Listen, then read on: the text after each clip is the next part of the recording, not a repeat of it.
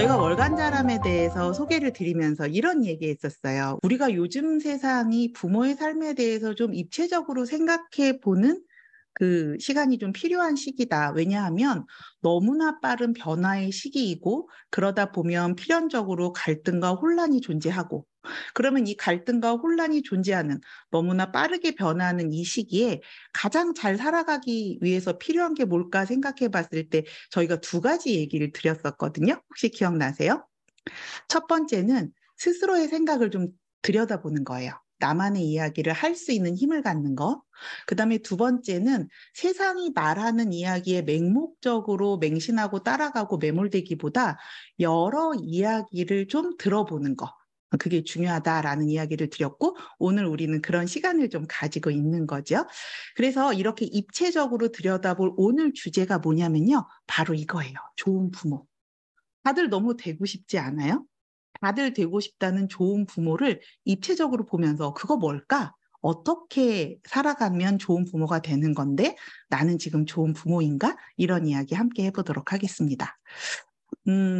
좋은 부모라는 단어를 보면 어떤 것이 가장 먼저 떠오르세요? 라는 질문을 저희가 제일 먼저 드렸었거든요.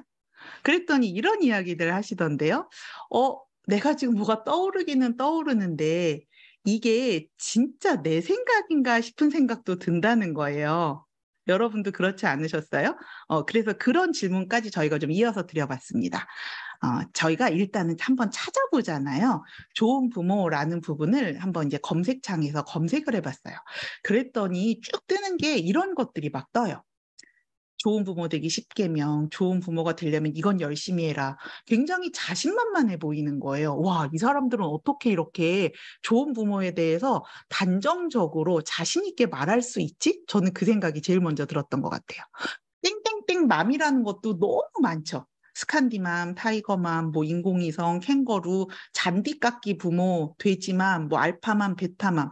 아무튼 이름도 굉장히 많고 또 그 부분을 열고 들어가 보면 이거 해라, 이거 하면 된다라는 자신감 있는 이야기들이 너무너무 많았었어요. 그런 자신감이 좀 부럽기도 하고 한편으로는 좀 위험해 보이기도 하고 와, 우리가 저 모든 걸 따라하려고 하니까 이렇게 힘들지. 그런 생각도 저는 좀 들더라고요. 또 하나는 어떤 걸 찾아봤냐면요. 이거는, 어, 조금 의외의 부분이었었는데, 온라인 서점에서 이제 우리가 보면 요즘에 우리가 관심 있는 부분들에 대해서 이렇게 범주화해서 어떤 카테고리들을 좀 만들어 놓고, 그 다음에 그 부분별로 이제 이렇게 도서들이 쭉 이제 분류가 되어서 들어가잖아요. 이 안에도 좋은 부모 되기라는 파트가 있어요. 그런데 이게 어느 파트에 들어가 있냐면 자녀 교육 파트에 들어가 있는 거예요. 지금 우리 화면에 보시는 것처럼. 제가 두 가지 생각이 들더라고요. 하나는, 여전히 좋은 부모가 된다라는 건 자녀 교육을 잘한다, 아이를 잘 키운다라는 것과 떼어서 생각하기는 좀 어렵구나. 이런 것도 하나 생각이 들었고, 하나는 이렇게 범주가 묶일 정도로 우리가 그만큼 많은 관심을 가지는 영역이 되었구나라는 생각도 좀 들었습니다. 그리고 나서 이제 저희가 같이 나눠봤었던 거, 좋은 부모 하면 그러면 어떤 게 떠올라요? 라는 우리의 이야기들이 있었죠. 질문을 드렸을 때요, 지금 화면에 보이시는 것처럼 이런 단어들이 가장 많이 우리의 대답에서 이렇게 두드러지게 나타났었어요. 이번에는 103명의 참여자분들이 같이 나눠주신 대답인데요. 뭐가 보이세요? 지금 화면에서 가장 눈에 띄는 것들. 지금 크게 띄는 글씨들이 있잖아요. 이 글씨들의 공통점이 있죠. 마음, 사랑, 따뜻함, 함께, 뭐 이런 것들. 이게 의미하는 것에 대해서도 한번 생각해 보시면 좋겠어요.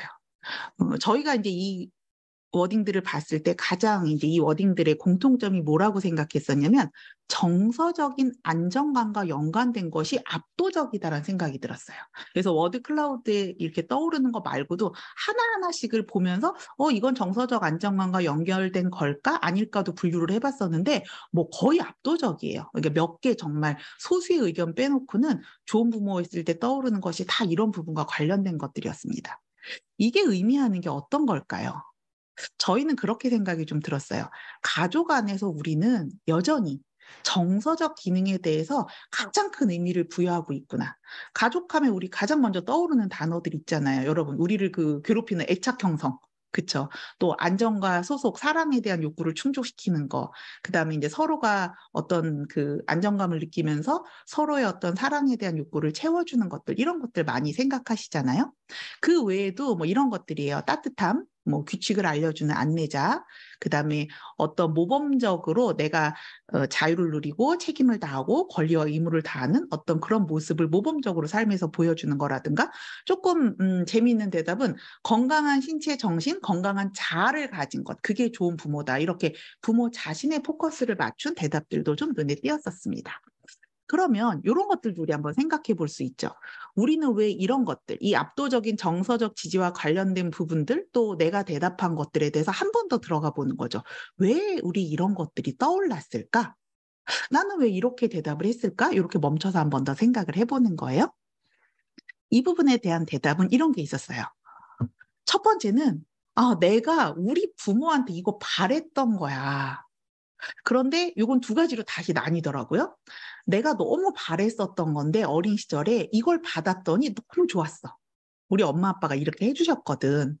그래서 나는 좋은 부모 하면 일단 우리 엄마 아빠의 모습이 떠오르고, 우리 엄마 아빠가 다 좋았던 건 아니지만 그때 그 좋았던 모습, 이게 정말 좋은 부모 아닐까? 받아서가 하나가 있고요. 또 하나는 나는 정말 이걸 원했는데 이걸 받지 못했어.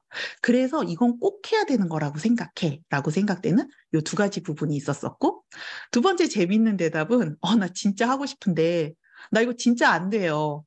잘 안 되고 너무 어려운 거예요. 라는 부분인 거예요. 그래서 이제 이런 거죠. 아이를 미워하면 안 될 것 같은데 너무 미워요. 싫어하면 안 될 것 같은데 나 이거 너무 하기 싫어요. 해야 되는 거 알겠는데 잘 안 되거든요. 그래서 내가 못하는 건 우리 크게 보이잖아요. 그래서 이게 좋은 부모였을 때 떠올라요. 이렇게 어려운 거라는 이유도 우리가 이야기를 했었었고요. 그럼 이제 그런 거죠. 그걸 그러면은 누가 잘 해야 된다라고 그러니까 이야기를 해준 걸까? 그게 세 번째 대답이었었어요. 이건 너무 당연히 그렇게 해야 되는 거 아닌가요? 이렇게 이야기하는 거예요. 그러면서 이제 뒤에 이제 이렇게 써주신 부분들이 너무 일상적으로 내가 당연하다고 생각하고 있는데 왜 그런지도 잘 모르겠다. 그냥 내 안에 슈드비로 딱 자리를 잡고 있는 것 같다. 그러면서 뭐 이런 얘기들도 하시더라고요. 나도 모르게 굉장히 완벽한 모습을 추구하고 있구나. 그리고 광고라든가 매체에서 주로 접하는 부모에 대한 모습은 다 이런 거다. 그런데 좋아 보이긴 하지만, 그래서 열심히 노력해야 될 것 같긴 하지만 될 수 없는 것 같은 그런 모습들이다라는 이야기들도 있었어요. 그래서 좋은 부모에 대해서 우리가 어떤 것들을 떠올리고 왜 그런 것들을 생각하게 됐는지에 대한 구체화 과정에 대한 이야기를 좀 처음에 들어가면서 나눠봤고요. 요걸 조금 더 살펴보려고 해요.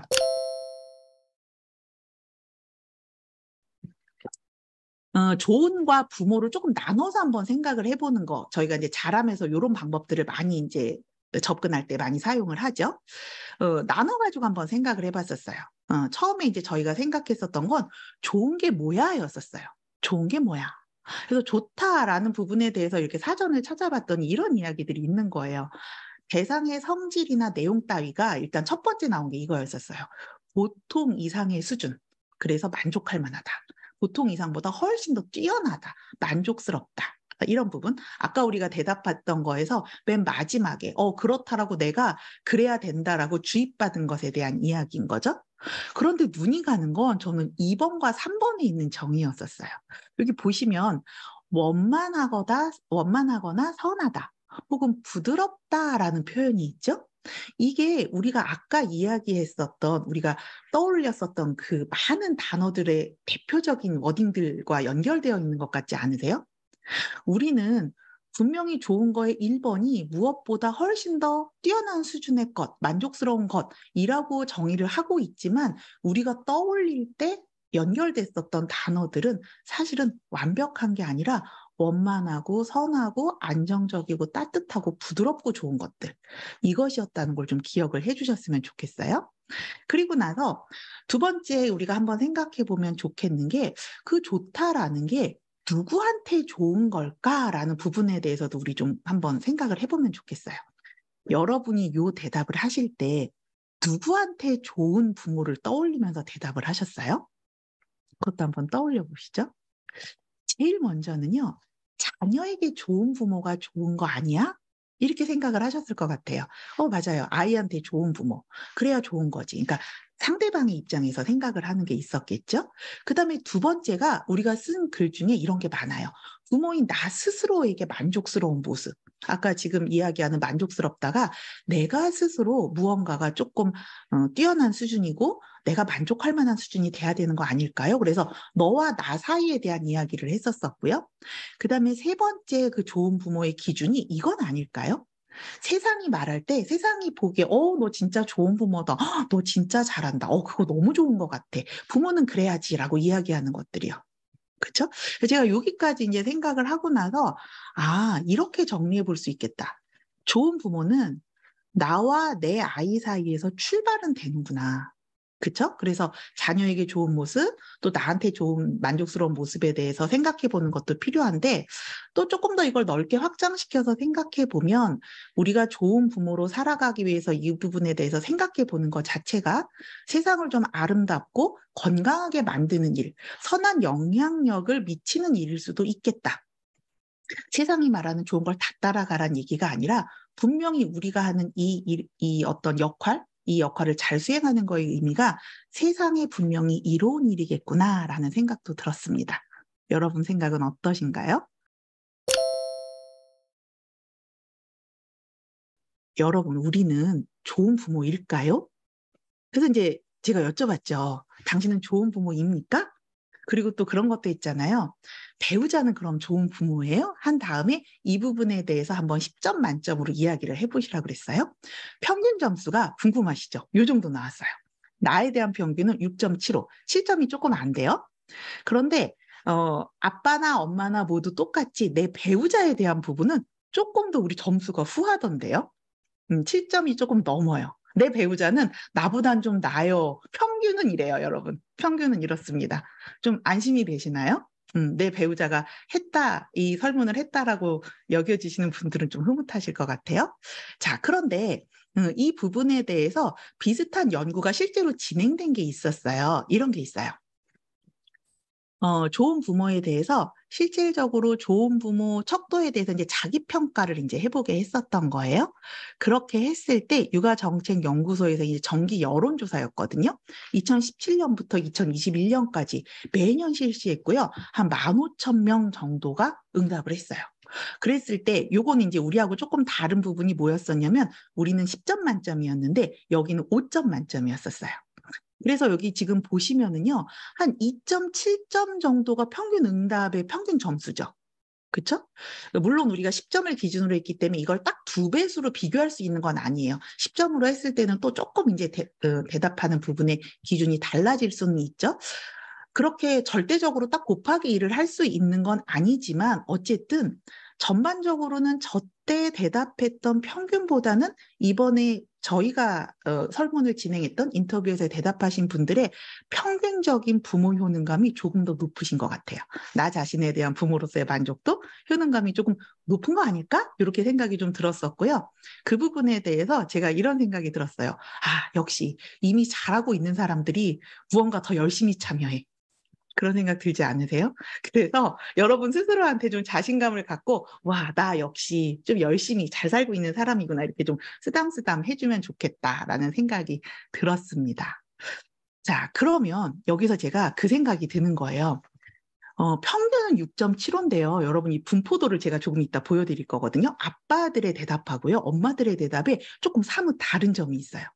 근데 문득 이 생각이 드는 거죠. 제일 낮게 준 점수는 몇 점이지? 1점이 있어요. 그리고 제일 높게 준 점수가 몇 점이지? 10점을 주신 분들도 꽤 있는 거예요. 그리고 나서 제가 이 생각이 드는 거죠. 그러면 몇 점이 좋은 부모지? 그리고 10점을 주신 분들이 하는 이야기가 있겠죠? 내가 왜 10점을 줬냐면요. 이제 이런 얘기들이 있는 거예요. 여러분, 몇 점이 제일 좋은 부모일까요? 10점 만점을 기준으로 물어봤으니까 10점이 제일 좋은 걸까요? 우리 보통 그렇잖아요. 100점 만점이면 난 100점이야. 물론 이것의 이제 의미가 그런 게 있었어요. 스스로에 대해서 나 되게 애쓰고 있으니까 스스로 난 10점 줄래요. 이런 자기 자신에 대한 응원과 지지일 수도 있고, 또 뭐 아이들한테 물어봤더니 애들이 나 좋은 엄마래요. 좋은 아빠래요. 그러니까 나 10점 줄래요. 뭐 이런 것들도 있겠지만 제가 이제 문득 그런 생각이 드는 거예요. 10점이 생각보다 많다가 되게 반갑기보다는 한편으로 여전히 우리는 10점이어야 돼. 10점이 되고 싶은 거죠. 10점을 제일 좋은 걸로 보는 프레임이 있는 건 아닐까? 이 생각이 들었어요. 내가 정말로 지금 완벽하게 10점 만점으로 잘하고 있다라고 생각하면은요, 한편으로 이거 되게 정신승리인 것처럼 느껴질 때도 있을 거고요. 이 여지가 없으면 내가 조금 더 성장할 어떤 그 기회? 무언가 채우고 싶은 동기가 좀 덜할 수도 있지 않을까? 뭐 이런 생각도 저는 좀 들더라고요. 그래서 10점이 아니어도 이런 생각해보면 좋을 것 같아요. 내가 잘하는 게 뭔지도 알고, 그쵸? 잘 안 되는 게 무엇이다라는 거에 대해서도 인정도 좀 할 수 있고, 그치, 나 좀 안 되지. 맞아요. 지금 이야기해 주시는 것처럼, 나 만점은 인간미가 좀 없잖아요. 너무 빡빡해요. 그쵸? 그거 다 해내야 돼. 이런 생각하지 말고, 그래, 나 이건 좀 잘해. 이걸 우리 자기 객관화라고 하기도 하고, 메타인지라고 이야기하기도 하잖아요. 안 되는데 그냥 난 시점이라고 할 거야. 이렇게 부여잡지 마시고요. 그래, 나 이건 좀 잘한다. 그래, 나 이거는 좀 어렵더라. 잘 안 되더라. 못해라기보다는 그건 난 좀 잘 어려웠던데 하기가 그 부분도 인정을 좀 편하게 할 수 있으면 좋겠고 그 다음에 더 중요한 거 그러면 뭘 하고 싶은지 그게 정말 내가 원하는 게 맞는지 우리한테 좋은 건지도 좀 알면 그게 진짜 좋은 부모 아닐까. 그래서 조금 점수가 비더라도 7점, 8점 주신 분들을 저는 진짜 응원하고 싶다는 생각이 좀 들었습니다. 챗 GPT한테 한번 물어봐 주세요. 좋은 부모는 어떤 부모라고 하는지. 이게 되게 궁금하잖아요. 요즘에 AI들이 막 대답을 너무 잘해주니까. 그랬는데 되게 재미있는 게 뭐였냐면요. 챗 GPT가 이런 말을 하는 거예요. 너무 감동적이지 않아요? 좋은 부모는 완벽하지 않습니다. 모든 부모는 실수하고 어려움을 겪습니다. 중요한 것은 노력하고 배우는 겁니다. 그런데 어떤 걸 노력하고 배워야 된다라고 이 아이가 이야기를 하냐면요. 자녀를 사랑하고 지지하는 노력을 하는 거를 배워야 되는 거래요. 우리가 정리한 것보다 낫지 않아요? 그쵸? 물론 그 앞에 막 굉장히 길게 대답을 했어요. 뭐 애정과 관심도 있어야 되고, 안정과 보호도 해야 되고, 경계, 규칙, 뭐 소통과 대화, 또 용서도 해야 된다는 얘기도 하고, 막 여러 가지를 예를 들고 나서 맨 끝에 이걸 총 정리하는 워딩 이거였었어요. 그러면서 우리가 그 생각이 드는 거죠. 우리는 어쩌면 AI보다 더 나에게 지나치게 엄격한 잣대를 들이대고 있지 않은가? AI도 실수하고 어려움 겪는 거 인정하라고 그게 좋은 부모라고 이야기하고 있는데 우리는 우리가 갖고 있는 어떤 이상적인 부모상 세상이 말하는 모습에 갇혀서 나 자신을 조금 가혹하게 대하는 건 아닐까 이런 생각도 한번 해보게 됐습니다.